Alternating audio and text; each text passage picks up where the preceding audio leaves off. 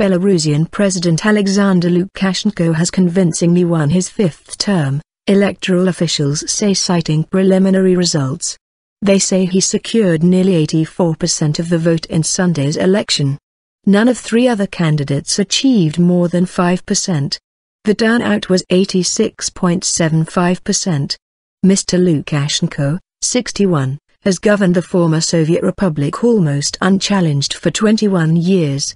No veteran opposition leaders stood as they were not allowed to register. They said that the vote would not be free or fair.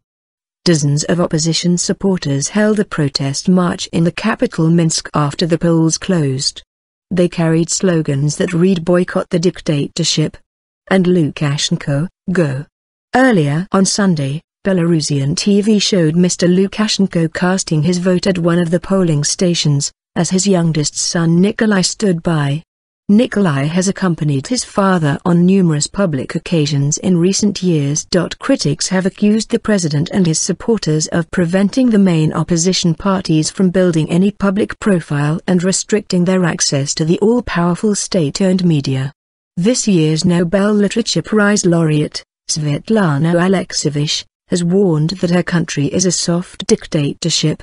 She said Mr. Lukashenko was a man connected to the Soviet era and was untrustworthy. None of her books is published in Belarus. U.S. officials have described Mr. Lukashenko as Europe's last dictator. However, there have recently been signals, including the pardoning of 6 opposition leaders, that suggest Mr. Lukashenko is seeking to improve relations with the West.